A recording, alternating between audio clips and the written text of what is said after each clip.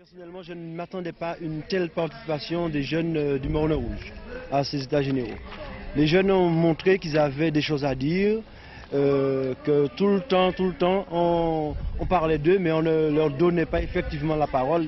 Ici comme ailleurs, beaucoup de jeunes expriment leur mal-vivre. On en a marre de se faire traîner, de se faire promettre, de se faire on va vous donner ça, on va donner ça, et puis on ne voit jamais rien venir. Donc là, on en a marre. Des débordements ont éclaté entre les forces de l'ordre et quelques jeunes. Une patrouille de gendarmerie est intervenue et elle a été aussitôt prise à partie par plusieurs bandes de jeunes, donc entre 20 et 30 jeunes.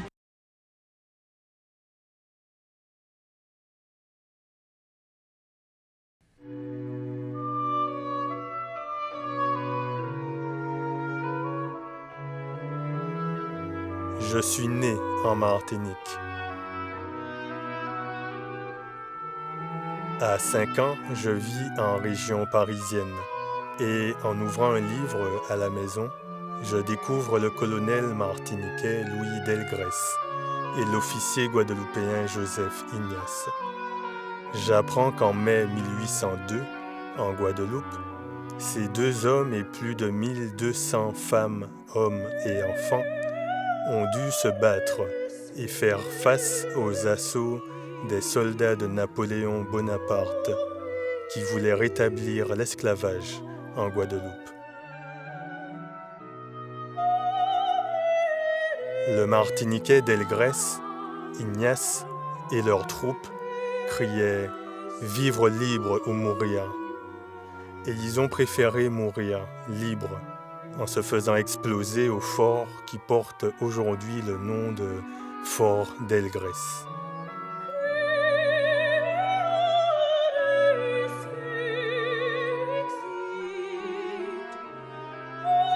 Je n'ai pas appris ce fait historique à l'école, alors qu'il fait partie de l'histoire de France.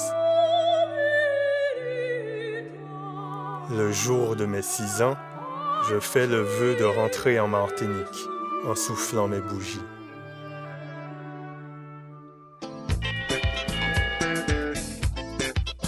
Quelques années plus tard, la mutation de mon père permet à ma famille de retourner au pays.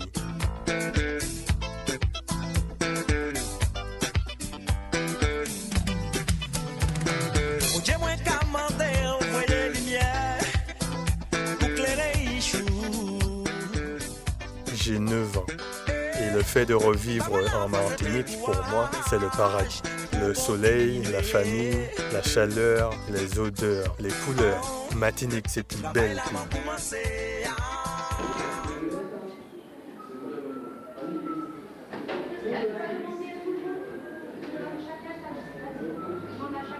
Au lycée, mon amour de l'image grandit et j'arrive à convaincre mes parents de m'acheter mon premier caméscope.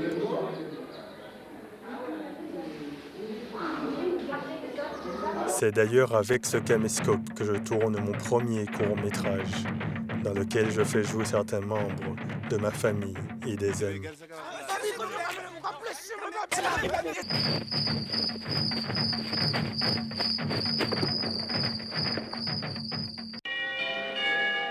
« 21 ans. Je repars en France pour me former au métier du cinéma. Je commence à travailler pour une web télé et je fais des courts-métrages. Mais je n'ai qu'une idée en tête, retourner vivre en Martinique.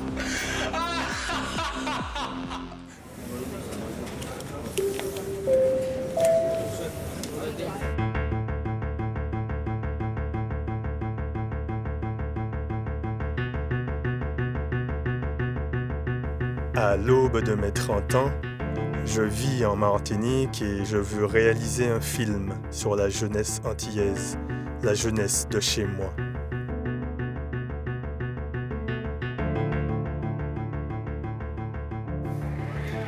Pâtisserie locale, dalles, tartelettes, encens, collier, légumes, fruits.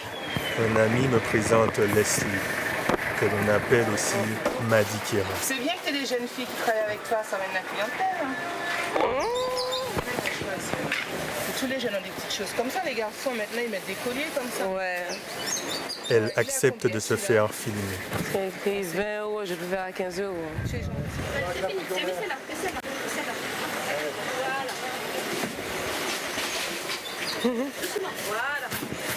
Par manque de moyens, j'achète le premier caméscope que je trouve et commence mon film 1 euro. à la débrouillarde. Les bananes. Tenez pour les tomates, servez-vous. Je décide alors d'interroger d'autres jeunes Antillais. Bonjour. Alors, servez-vous en tomates, poivrons, vous voulez combien? Je vous avais dit combien pour ça? 2,90. Ah. Yeah. Avec ça? Et une salade. Une salade? Il reste des salades? Ça fait 5,90 avec la salade.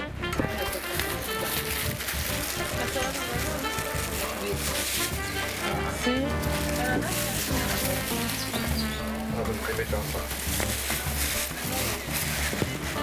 Donnez, madame.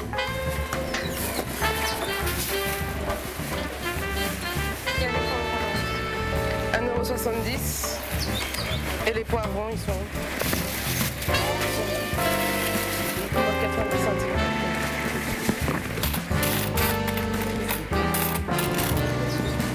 Voilà. Merci. Attendez. 90 centimes. Pour moi, la débrouillardise, c'est se dire que, par exemple, tu n'as rien le matin. Tu te réveilles le matin, tu n'as rien pour manger. Mais la petite débrouillardise, c'est tu vas regarder dehors chez toi, tu vas voir peut-être un pied d'atout, tu vas faire un thé pour commencer le matin. Déjà, tu ne vas pas t'apitoyer sur ton sort à gérer rien. Tu vas regarder déjà ce qu'il y a autour de toi pour essayer de te débrouiller. Ensuite, vraiment, grande débrouillardise, c'est que tu vas réfléchir à comment tu vas t'en sortir, comment tu vas faire de l'argent, parce que c'est l'argent qui mène ce système. C'est ça qui fait que tu peux t'en sortir. Donc, comment tu vas faire? Il y en a, ils vont faire des choses naturelles parce que la nature nous donne de la matière première, tu vois. Donc ils vont faire de la transformation, des calebasses, des graines, tu vas faire à manger, tu vas... Et puis ici, tu vois, je pense que c'est un peu facile parce qu'il y a le troc aussi, tu vois. Oui. Tu vas ramener 2 concombres, on va te donner 3 tomates, tu vois. Je pense que la débrouillardise, c'est ça. C'est pas rester là et attendre. En débrouillard, oui, dans le bon sens là. C'est-à-dire que si nous avons pour faire, si nous avons une opportunité pour faire, bon, on a fait. J'entendais souvent ma mère répéter c'est des mots comme débrouillard pas péché, et mieux ne sachant pas ce que ça voulait vraiment dire. Et effectivement, dans mon parcours de vie, on peut m'identifier comme ça, un débrouillard pas péché. C'est vraiment saisir les opportunités où est-ce qu'elles sont et vivre l'instant présent et débrouiller avec ça qui ni là allait, avec ça nous ni aujourd'hui là, ça y a laissé, c'est foncer sans regarder en arrière, c'est avancer, c'est débrouillard pas péché, c'est quand on veut faire, c'est qu'on s'habite à l'ailleurs, on nous prend et on nous waille.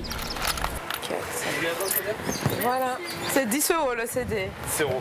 6 €? 10 €. J'aurais bien voulu, mais. Est-ce qu'il est sur où on est là? Moi, c'est sur celui-là que je chante sur celui-là, moi. T'as 40 € sur toi, non? Oh non. Oh. Voilà. Je regarde, tu ne pas trop. Merci. Ah ouais, de toute façon, c'est pas aussi ça va dire. Un melon, tu voulais un melon? On n'est pas passif, tu vois. Ça veut dire on pense à l'action, mais ça veut pas dire qu'on est là, on fait rien, tu vois. Tout ça, c'est la débrouillardise. Cherche à faire quelque chose. Quand tu vois que bon, tu t'ennuies, tu t'en sors pas, essaye de trouver un truc à faire. Le mieux, ce sera un truc qui te plaît, quoi. Ouais. Pas que tu fais le truc et ça te saoule. Après, tu n'as pas un bon karma dans ce que tu fais, c'est pas bon, tu vois. Mais je pense que chacun est fait pour quelque chose, de toute façon. Il faut juste que chacun trouve ce qu'il a à faire. C'est tout. Comment tu interprètes le... Tu sais, on a une parole qui dit débrouillard pas péché. Ouais. Alors comment toi tu l'interprètes cette parole? Oui, parce qu'en plus il y a des gens qui disent débrouillard pas péché, il y en a qui disent débrouillard pas péché. Mais les deux, pour moi, veulent dire tout simplement que celui qui fait en sorte d'arriver où il veut, d'obtenir ce qu'il veut, eh bien, sa démarche est respectable. Parce que ce n'est pas donné à tout le monde de pouvoir garder cette ténacité contre vents et marées pour arriver à ses fins. Mais justement, encore une fois, quelle fin?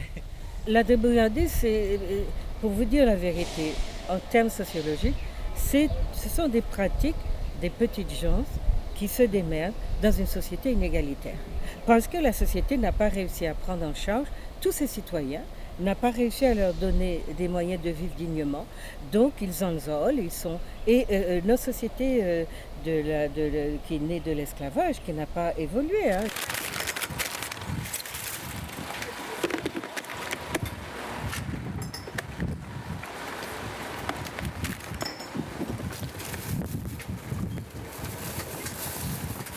Je mets là pour toi. Ça fait 4 €. L'humain reste humain, c'est-à-dire que l'humain va s'exprimer même dans des interstices très étroits et que d'une certaine façon on essaye d'être sujet, c'est-à-dire de vivre dans un système qui est un système de survie. Et on pourrait lier cela justement à débrouillardise pas péché parce que on essaye de survivre. Et on essaye de survivre quoi qu'il arrive et quelles que soient les conditions dans lesquelles on vit. Ben oui, je me considère comme un débrouillard parce que je suis auto-entrepreneur. En tant que femme, débrouillardise double parce qu'effectivement, surtout, on se retrouve quand même dans une société, il ne faut pas le nier, où nous femmes, nous sommes un petit peu négligées, nous sommes prises de haut, nous sommes sous-estimées énormément, nous sommes affligées de pas mal de choses, et donc on doit se battre sur plusieurs fronts en fait. Je sais pas, ça va être en fonction d'un montage photo qu'on va faire, donc je trouve au moment où je vais faire. Un montage photo? Ouais. Avec les photos qu'on a fait en vacances. Et puis je vais mettre une musique de fond. D'accord. Il y a ce CD là, mais ça c'est assez doux, ça c'est du reggae. Ça aussi, ça c'est du rap, et ça c'est de la dancehall reggae quoi. Du reggae on en a, Charlotte elle l'écoute. Mais est-ce que c'est du reggae de Martinique? Ça. Dès que je suis arrivée à Pointe-à-Pitre, je suis allée checker l'info là, mais ouais. Ah ouais. Ah au Niger, ça a transpiré. Moi qui ai fait. Il y avait des gâteaux aussi au pruneau là. Ouais, madame la détente, elle n'a pas acheté la madame la détente.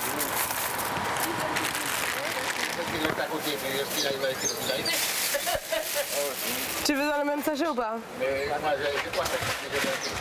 Tu veux 1 kilo? Je mets dans le même sachet pour toi. Tu regardes que tu travailles, tu as tant de salaire, tu dois payer tant d'impôts, tu dois payer tant de loyer, tant de téléphone, tant pour manger. C'est toujours pareil qu'en 2009 que la grève. C'est toujours les mêmes choses.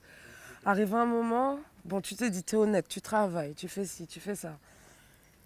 Tu vas peut-être essayer de trouver un job au noir, comme on dit au noir, cette expression. Bon. Tu vas trouver un job non déclaré. Après, tu vas voir que ça compte pas, tu n'arrives pas à te faire plaisir. Eh ben, tu vas peut-être faire un autre business qui n'est pas légal aux yeux de la loi. Tu vois? Tu peux être tenté. Moi, bon, c'est pas mon cas. Tu vois, mais ça peut passer dans ta tête. Parce que tu te dis, tu es esclave. Tu travailles. Tout ce que tu as, ton argent, c'est pour payer. Pour te faire plaisir ou faire quelque chose de concret, investir, c'est difficile. Tu vois, si tu n'économises pas ou que même en économisant, c'est difficile. Donc c'est pour ça que je dis que je ne suis pas dans le jugement et je comprends tous ceux qui essayent d'outrepasser le système pour faire des revenus, tu vois. Ça peut être dans n'importe quoi. Hein. Tu vends des jus d'2 €, 2 € au bord de la route, tu fais, je sais pas, tu gardes des enfants, ça peut être n'importe quoi. Légal ou pas légal, mais je comprends la motivation des gens, tu vois. C'est partout la crise, mon gars. Tout le monde a besoin, tout le monde a besoin. C'est toujours le même point, c'est que nous disons là, malgré le travail, ça pas normal. Donc ça c'est la France. La France, hein. Et bien là nous regardons, on est des îles, donc tu sais, nous c'est les restes qu'on attrape, tu vois. Et puis non seulement on attrape les restes, ils nous baisent en plus. Donc tu vois, il y a manger cochon de malade. Et au final, c'est pas chiot à gonfler, quoi qu'il arrive. Pas où. Ou qu'elle paye tout ça. Même en télé, vous finissez d'acheter, pour qu'elle paye par mois en redevance. Non, on va comprendre. Ça veut dire quoi? Non, on peut pas continuer à payer que j'ai acheté. Non, on a là. Non, mais on a là puissant. Oui, ça va. Ah, la France. T'as vu les jeunes Français, ils sont remontés, mon gars. Ah ouais, mais obligé. Dégagez les cages de résonance. Vous devez entendre de paroles là. D'accord? On est concentré, on fait ce qu'il y a à faire. On ne parle pas. Les Romains, même dans le cercle, mon chéri, tu casses mon cercle. C'est fondamental le cercle. Vous la comprenez là pour que tu es tout beau. Non, mais mets-toi là avec moi. Mais la chemise sur le pantalon. Tout chasseur sachant chasser doit savoir chasser sans son chien. Ouais, ça dit que je veux un. D'accord? Surtout pour ces exercices-là. Donc, les caisses de résonance sont là. D'accord? Que les muscles soient détendus. J'entends bien tout le monde projeter tout à l'heure. On reprend ça. 3, 4. Tout chasseur sachant chasser doit savoir chasser sans son chien. Ouais, en symbiose, mais ça va. Oui, continuez. C'est parti. 3, 4. 3, 4.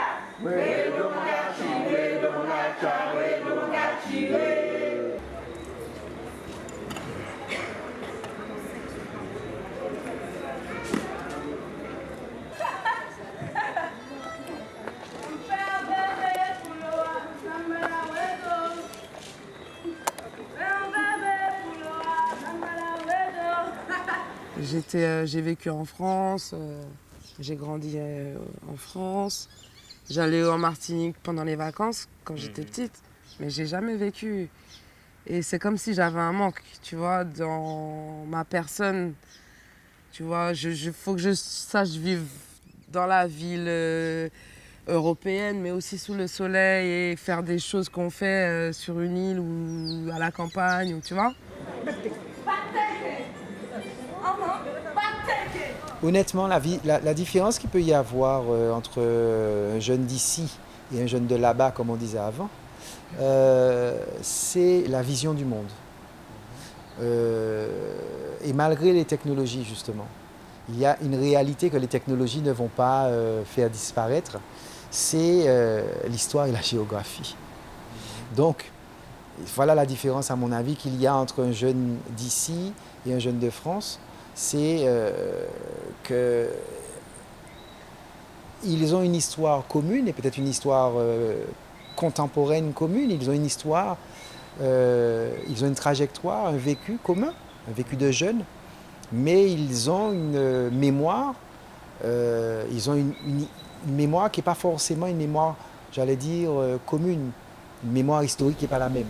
Et aussi, la France pour la République, la République a du mal à admettre la diversité des origines des personnes qui sont françaises. Voilà.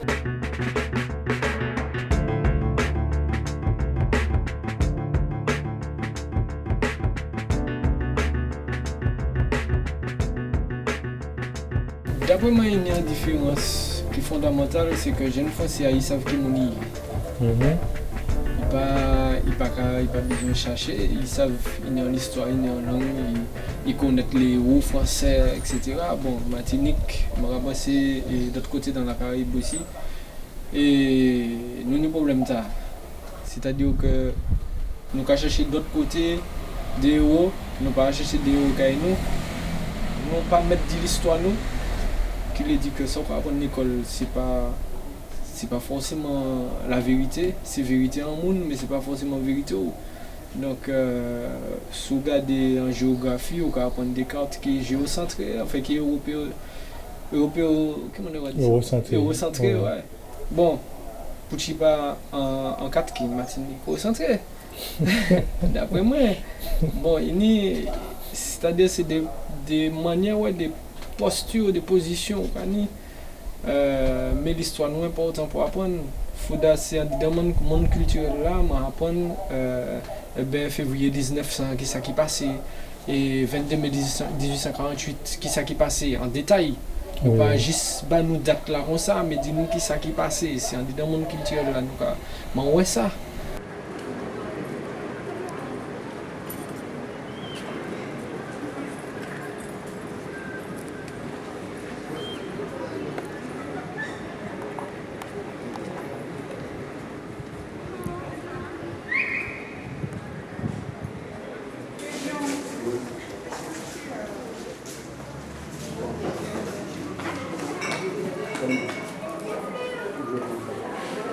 J'ai pas les affiches quand même.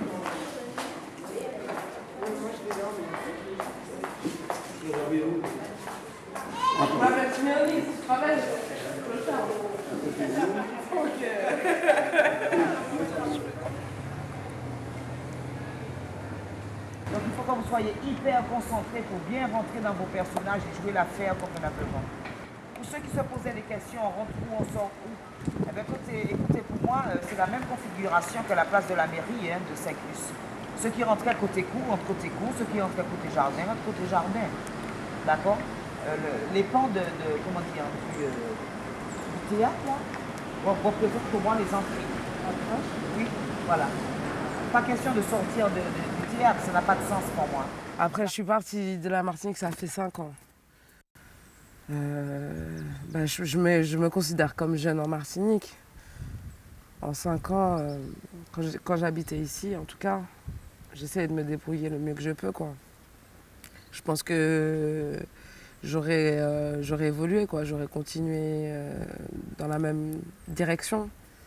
Tu vois, je faisais de l'artisanat, je travaillais à l'hôtel, comme animatrice. Tu te débrouilles un petit peu partout, tu vois. Tu fais le marché. Si tu veux vraiment t'en sortir, en fait, je pense que ça soit en Afrique, en Martinique ou ailleurs, à Paris, si tu veux vraiment t'en sortir, il faut te donner les moyens et tu peux te donner les moyens. Être jeune, pour moi, signifie être en devenir. C'est quelqu'un qui a une fraîcheur, c'est quelqu'un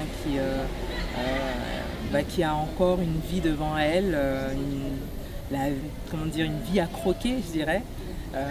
C'est quelqu'un qui a du temps, quelqu'un qui est épanoui, qui est encore en train de fleurir. Ça veut dire beaucoup de choses, en tout cas pour moi en ce moment, parce que je le vis totalement dans l'instant présent. Et c'est quelqu'un qui n'a pas peur de prendre des décisions et de foncer. Et quoi qu'il arrive derrière, c'est le fruit de la jeunesse, je dirais. Alors, il y a cette partie de ne pas se prendre au sérieux, c'est ce qu'on met en avant, donc les jeunes, parce que quand on entend dans les médias, le jeune c'est toujours celui qui fait des bêtises, mais je pense qu'il y a surtout cette partie de dynamique. On a de l'énergie, on a la force, on a la volonté, on a la fougue et la folie de se dire que les choses sont possibles. Pour moi, ce serait ce qui définit être jeune en fait. L'audace de faire les choses. En fait, quand tu es jeune, c'est un genre de départ. Puis après, bon, quand tu grandis et tout, il y a des choses que tu ne vas plus faire, il y a des choses que tu vas commencer à faire. Voilà. Donc bon, là, aux jeunes, quand je se prépare à plus tard, apprendre marcher pour ça courir après. Être jeune, la jeunesse du moins antillaise, c'est pas un bloc figé pour moi. L'une des erreurs qu'on commet lorsqu'on parle de la jeunesse antillaise, c'est de parler d'elle comme un bloc. Alors qu'elle est très divisée, elle est scindée en plusieurs groupes, notamment par rapport à son appartenance ethnique, par exemple. On a différentes communautés ethniques dans nos pays, en Guadeloupe et en Martinique. Donc ça, déjà, c'est un facteur qui sépare la jeunesse. Je vois l'âge. Les préoccupations de quelqu'un de 15 ans ne sont pas celles de quelqu'un de 30 ans. Donc on a déjà 2 ou 3 générations. On a aussi les jeunes qui sont en liberté, les jeunes qui sont incarcérés, ceux qui sont scolarisés, ceux qui ne sont pas scolarisés, ceux qui sont politisés et ceux qui ne sont pas du tout politisés. ceux qui croient en... ceux qui ont une conscience nationale, une conscience du pays, de notre histoire et de l'importance de travailler pour le pays, et ceux qui n'ont pas du tout cette conscience nationale, qui voient leur bonheur complètement détaché de ce que le pays était ou ce qu'il est censé devenir. Je vois aussi les jeunes et leur rapport à la religion. Il y a des jeunes qui sont dans des mouvements religieux et d'autres qui ne sont pas du tout. Et en fait, peut-être une autre catégorie que je vois, c'est la jeunesse qui est physiquement au pays et celle qui est dans la diaspora. Le point commun qu'on a, en fonction de notre classe sociale, parce qu'il y a des classes bourgeoises, des classes ouvrières, en fonction de notre classe sociale, l'un des points communs qu'on a, c'est notre difficulté des fois à s'insérer et à trouver notre place dans le pays. Avec ce chômage de masse-là, c'est ça qui rend les choses, à mon avis, compliquées.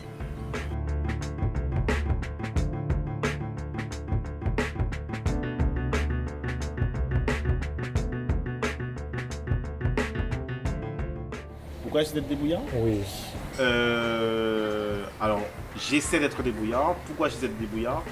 Tout simplement parce que quand j'étais ici, parce que moi je suis parti 3 ans à Paris, quand j'étais ici, parfois certaines choses, je n'allais pas au bout de certaines choses parce que j'avais déjà des justifications déjà attitrées.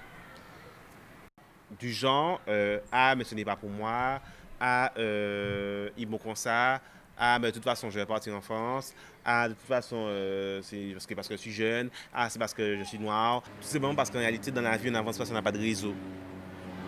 Je suis arrivé dans un pays où en fait il y avait 5 millions de chômeurs et en réalité si vous ne connaissez pas quelqu'un dans telle entreprise, etc., votre CV ne va jamais passer devant. Jamais. Faut pas, voilà, votre CV ne va jamais passer. Nous sommes un pays, la France, est un pays aux racines judéo-chrétiennes. Voilà. La France est un pays de race blanche dans lequel on accueille aussi des personnes étrangères, comme le disait le général de Gaulle. On ne veut pas reconnaître les processus de construction des inégalités. On ne veut pas reconnaître le fait que qu'il y a une production de la race, même si on n'admet pas la race comme donnée pertinente pour penser les individus, pour les définir, mais en tout cas il y a des pratiques qui définissent la race et qui produisent du racisme, le racisme étant un discours idéologique qui entérine les inégalités. C'est-à-dire à partir de telle apparence, on va adjoindre des caractères qui sont des caractères dépréciatifs sur les personnes. Le racisme, c'est avant tout un discours idéologique qui après peut se traduire par des politiques dans le cas d'États racistes comme l'Allemagne du Troisième Reich ou l'Afrique du Sud de l'apartheid. Dès l'instant qu'on est contrôlé 17 fois dans la journée, ça modifie le caractère. Si ça t'arrivait... Pourquoi on est contrôlé 17 fois? Mais laisse-moi finir. Parce que la plupart des trafiquants sont noirs et arabes. Donc c'est comme ça. Ne pars pas sur ce terrain-là, ça c'est malhonnête. Parce que la dernière fois vous avez dit qu'il y avait une claque parce qu'il y avait 5 noirs. Non, c'est pas parce qu'il y avait 5 noirs. Je suis du métier. Alors ça, tu n'as pas le droit. Tu n'as pas le droit de soupçonner les gens de racisme. Tu n'as pas le droit. J'ai rien soupçonné. Tu n'as pas le droit. Beaucoup le dénoncent. On peut dire effectivement qu'on est français, mais une fois qu'on arrive sur le grand territoire, on est contrôlé comme si on ne l'était pas.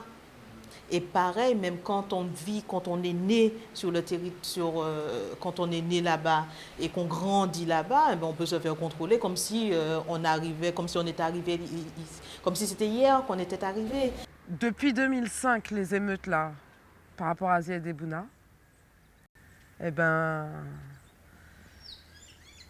ça fait 10 ans qu'il y a une soupape là. Il y a une cocotte minute qui chauffe. Parce que on a eu un président qui est passé là. On voit nos fiches d'impôts. On voit qu'il y a plein de choses. Moi, je parle des impôts parce que je suis touchée comme tout le monde. Mais il y a plein de choses qui te font voir que... Wow, il y a les injures policières. Les policiers en France ne respectent pas les gens. Hein. Bon, tu vas tomber sur 2-3 exceptions des policiers qui font leur travail normalement, qui s'adressent aux citoyens normalement. Ouais. Mais la majorité, quand ça part en vrille, c'est qu'il y a eu des disrespects, les gars te parlent comme des chiens, tu vois. Moi-même, au volant de ma voiture, je veux rentrer chez moi dans ma rue, on me parle comme un chien. Parce que la rue est barrée, tu peux pas me dire « Madame, faites le tour simplement ». Non, tu cries sur moi. Tout ça, ça fait que ça monte la soupape. Et un jour... ça va encore répéter. comme 2005.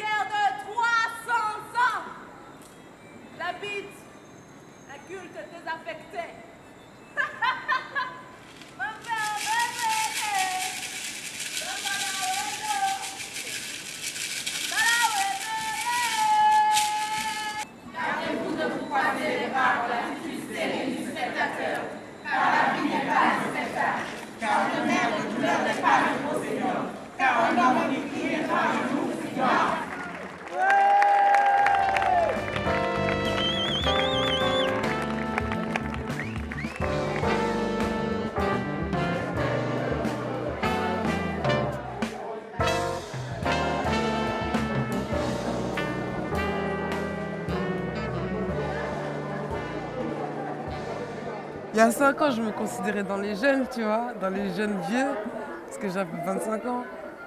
Mais là, c'est comme si je vois un peu de haut, tu vois, de loin, je vais dire plutôt. Et non, j'ai l'impression que la jeunesse antillaise, elle s'affirme pas trop. Elle s'affirme dans les soirées, dans les, tu vois, Ouais, dans les zouks, ouais. dans les zouks, dans les sondes. Encore des sondes à Paris, il n'y en a pas des masses. Mais moi, j'ai l'impression qu'elle est parisienne, quoi. Enfin, qu'elle est métropolitaine, tu vois, la jeunesse antillaise. Ok. Elle va être antillaise quand elle se rassemble. Mhm. Quand on se rassemble, on fait des week-ends entre nous, tu vois. Mais dans la vie de tous les jours, il n'y a pas une communauté, une jeunesse antillaise, vraiment, je pense pas. Hein.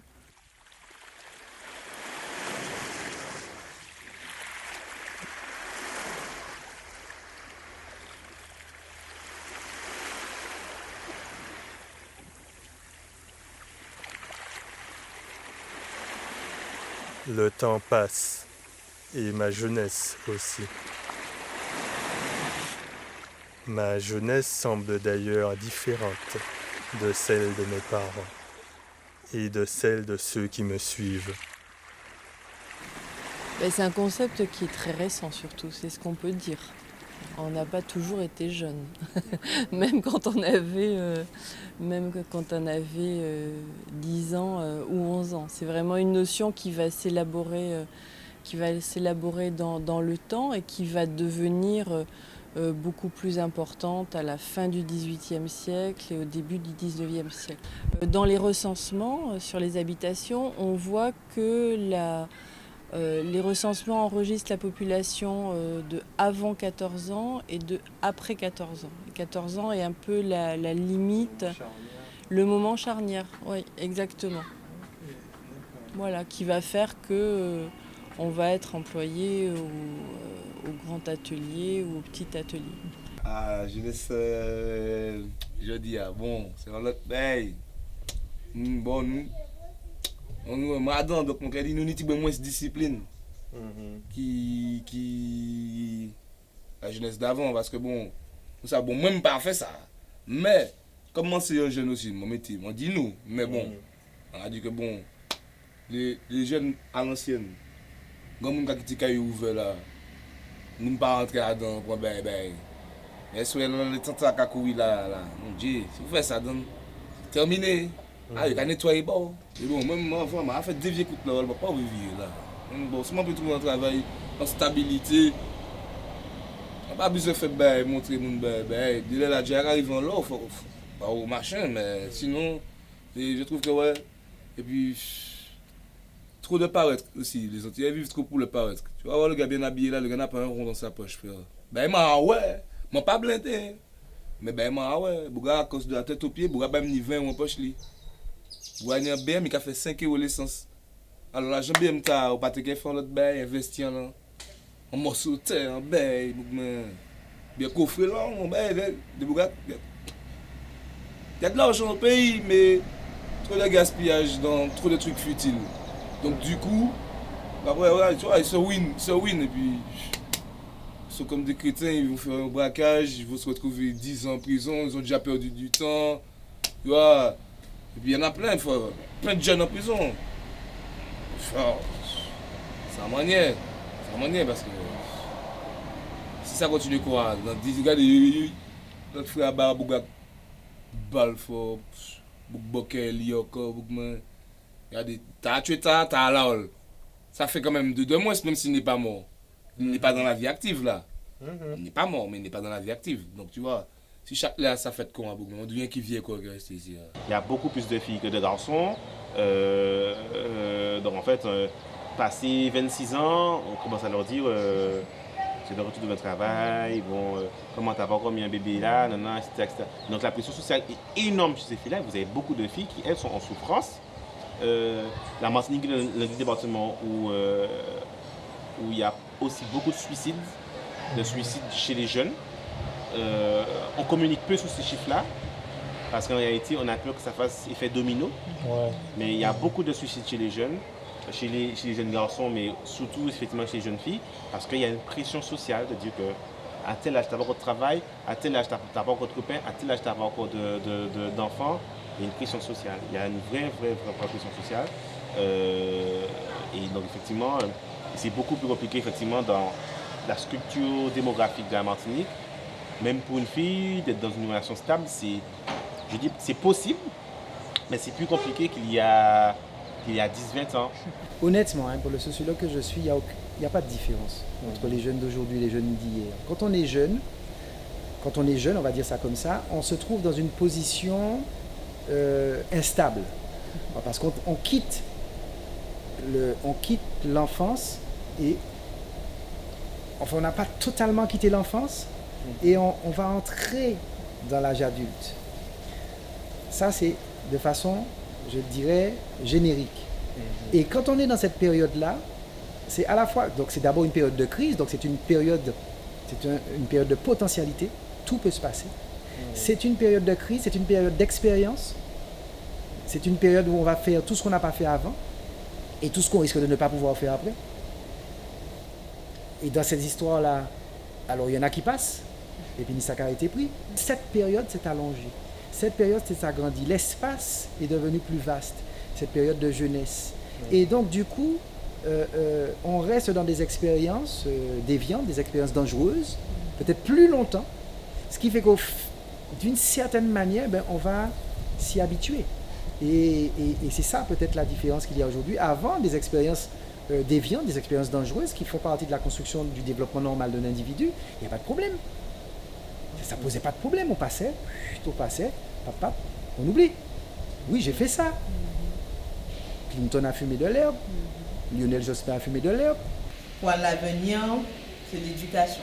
Parce qu'à part l'éducation, les valeurs transpirent un enfant pour lui dire, il faut apprendre à l'école, même si c'est dur, etc. Parce que demain, tu deviendras quelqu'un. Tu risques peut-être de ne pas trouver du travail tout de suite, ça sera peut-être dur, mais tu en trouveras. Si tu ne trouves pas dans le domaine que tu veux, tu en trouveras dans un autre domaine. Apprendre à un enfant de ne pas s'arrêter sur un échec. Apprendre à un enfant de pouvoir contribuer. Parce qu'on ne peut pas rester là et de dire que les hommes politiques font ce qu'ils veulent, mais nous, on reste là, on va, quand on veut, mettre le bulletin dans l'urne, mais ça c'est quand on veut, mais on ne s'implique pas. Il ne suffit pas de rester là et de dire qu'on n'a pas l'âme politique, on n'est pas avec l'âme politique, ça s'apprend, ça veut dire que les partis sont ouverts, il faut prendre possession des partis, il faut intégrer les partis. Si on veut changer les partis, il faut entrer dedans, il y a des sections jeunes, eh ben voilà, et au fur et à mesure, les jeunes vont monter. Mais il ne faut pas non plus que ceux qui sont là en ce moment aient peur de cette jeunesse montante.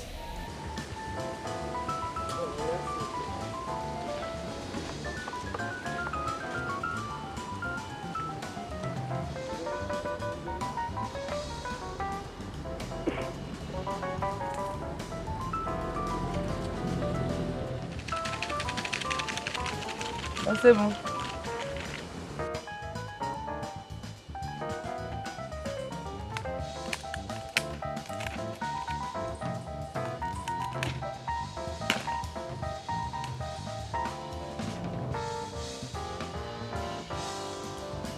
Juste avec ça, je peux te faire 4 boucles d'oreilles.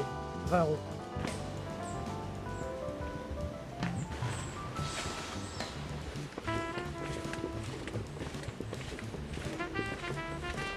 Je pense que la différence qu'il peut y avoir entre un Antillais et puis un Auvergnat, ça peut être justement l'origine que l'on va renvoyer, qu'on va lui renvoyer. C'est-à-dire qu'on va renvoyer à un Antillais le fait qu'il est antillais. Bon, ça peut être sympathique. Hein. C'est le côté un peu condescendant vis-à-vis des Antillais. C'est la biguine et le foie gras. Elle n'est pas le foie gras, justement, mais les acras. Mais bon, ça peut être l'aspect exotisant, énervant, mais pas forcément dévalorisant. Et puis, ça peut être aussi renvoyer l'Antillais à sa race, précisément, et au fait qu'il peut être discriminé, qu'il peut être déconsidéré du fait de son apparence. Ça c'est une véritable différence. C'est-à-dire qu'on va pouvoir se moquer peut-être de l'accent de l'Auvergnat, mais avoir une déconsidération sur une base raciale est quand même nettement plus violent. Oui, nos grands penseurs l'ont souvent rappelé, hein, de Césaire en passant par Glissant. Ils ont souvent dit que, Confiant aussi dit ça, ils ont souvent dit que l'expérience antillaise est une expérience inédite. C'est-à-dire que la première mondialisation, le fait de mettre plein de gens différents en contact constant, de manière intense, cette première mondialisation, elle a eu lieu sur nos terres.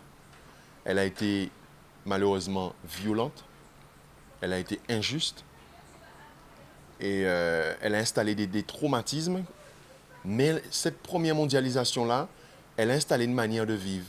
Donc je trouve que l'expérience antillaise a beaucoup à apprendre aux autres sur comment vivre ensemble. Elle n'est pas parfaite, hein, mais elle a forcé des gens différents à bâtir quelque chose ensemble.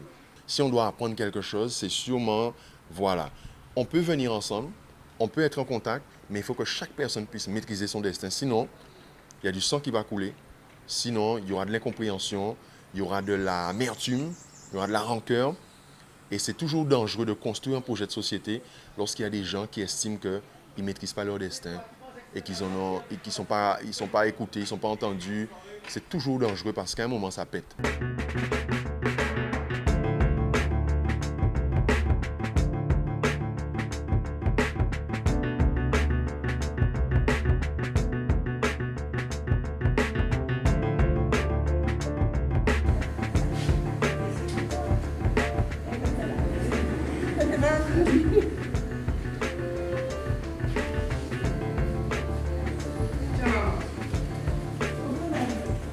C'est ça, débrouillard. Quand tu me dis débrouillard, c'est quoi pour moi? C'est peut-être t'as pas de voiture, t'as rien, mais tu restes pas là à attendre. Tu fais ton stop, tu vas gérer tes trucs. Tu vois, parce qu'il y en a, parce qu'ils ont rien, ils vont dire que c'est une excuse pour dire qu'ils peuvent rien faire. Tu vois? Mais non, c'est pas une excuse. Faut se bouger. Voilà, moi j'ai fait 5 € là. Ça, débrouillard. Et voilà. Compacter ça.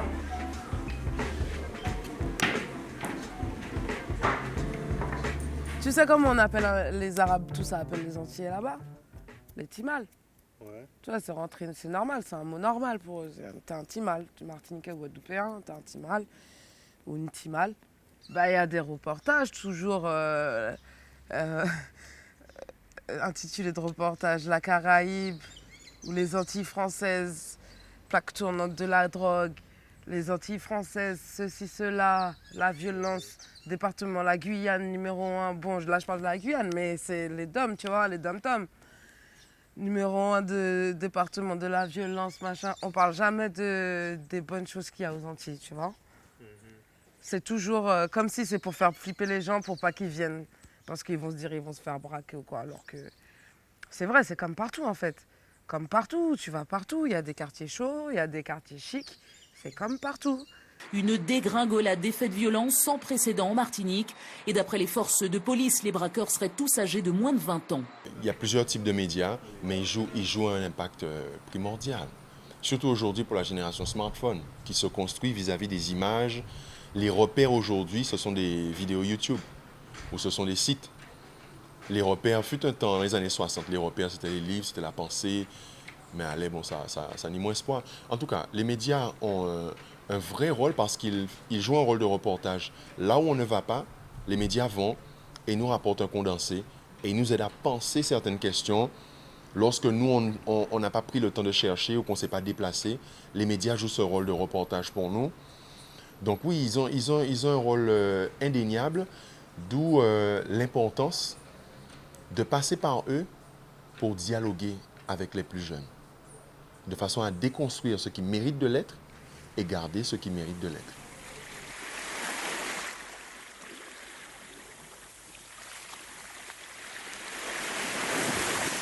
Jeunes, débrouillards, antillais, français ou du monde. Malgré nos différences, nous sommes jeunes et tant de choses nous unissent.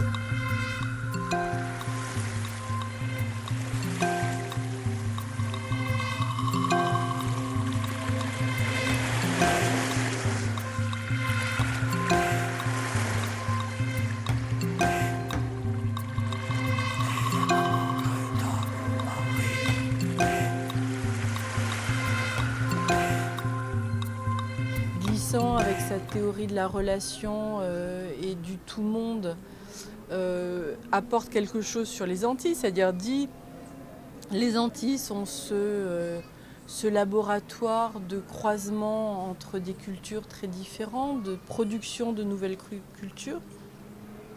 Et il dit même ce sont des productions de nouvelles cultures par le phénomène de la créolisation qui d'une certaine façon sont universelles. Parce que le monde est en train de se créoliser. Hein. Le monde est un monde de contact, il est un monde de mise en relation. Hein. Et donc les Antilles seraient à ce titre-là un exemple. Mais moi je pense pas uniquement pour ça, je pense que l'expérience de la relation esclavagiste devrait permettre aux Antillais d'être conscients de leur rôle dans l'histoire. C'est-à-dire que, d'une part, ils ont expérimenté cette histoire de l'esclavage, et à ce titre-là, ils devraient être les porte-flambeaux du combat de la liberté. C'est-à-dire qu'ils devraient être fiers de cette histoire, et dire, voilà, nous sommes ceux qui... Nous allons nous battre contre les formes de domination et contre les formes d'esclavage, parce que nous portons cette histoire, nous avons eu cette histoire, nous l'avons subie, nous l'avons vécue.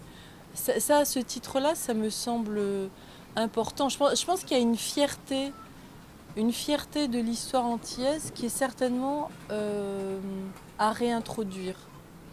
L'avenir, c'est que dans le système dans lequel vous êtes, si vous réussissez à mettre en place, à créer une vision commune de l'état de la société et à susciter chez tous ceux qui sont au levier de commande, même à ceux qui n'y sont pas mais qui ont envie d'y venir, de prendre des positions et de sauver la société, rien de ce qui est humain n'est impossible.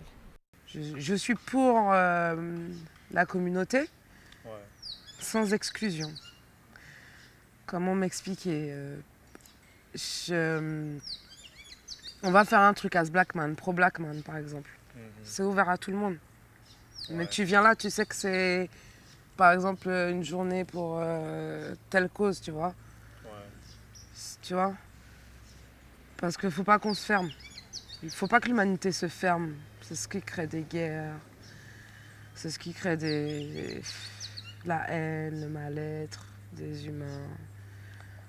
Parce que l'autre est différent, alors, tu vois. Il faut, bien sûr, il faut revendiquer nos droits. Mais, tu vois, comme Nelson Mandela, tu vois, lui, c'est un bon exemple. Il aurait pu être dans la même haine. Non, il sait pas ce qu'il a fait. Il voulait une Afrique du Sud pour tout le monde. Tu vois, voilà, c'est ça. Les jeunes, c'est l'avenir pour peu qu'ils croient en eux et qu'ils croient en leur avenir. Il ne faut surtout pas croire ce qu'on projette, ce qu'on envoie, ce qu'on reçoit. Non, c'est pas ça l'idée. Jusqu'à présent, c'est peut-être ça qui fait que je suis encore un petit peu jeune. Parce que c'est ce que j'essaie de transmettre, en tout cas, à l'ensemble des jeunes que je vois et avec lesquels je peux échanger, même ceux avec lesquels je peux échanger comme ça. L'idée, c'est ça. Il faut croire en soi. Croire en soi. Et tous ceux qui ont cru en eux, regardez, tous ceux qui ont cru en eux, il n'y a pas de petits Martiniquais. Tous ceux qui ont cru en eux, ce sont des grands.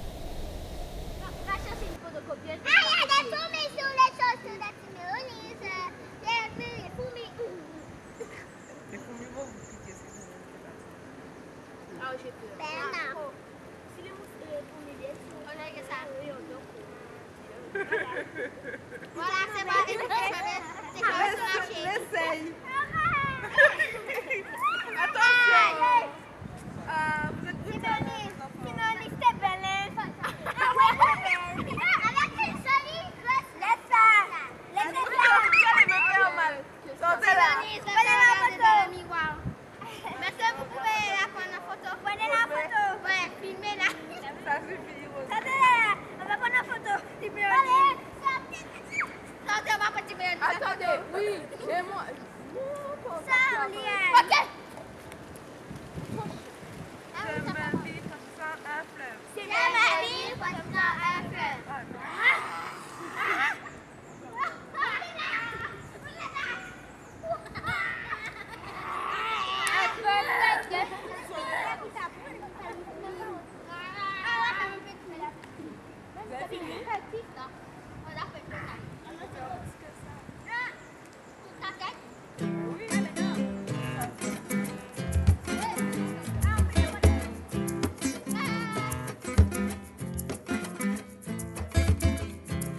L'amour et puis la paix, c'est ça nous commander. Sagesse, humilité, à la même mon Dieu, mouillé. L'amour et puis la paix, c'est ça nous commander. Sagesse, humilité, à la même mon Dieu, mouillé. L'inactivité, mauvais pour l'humanité. Qui ça vous préférez, restez debout ou bien avancer. Pas décourager, mettez genoux à tête en paix. Savent qui unit mon Dieu, et puis un yish qu'il voyait. L'amour et puis la paix, c'est ça nous commander. Sagesse, humilité, en la main mon Dieu.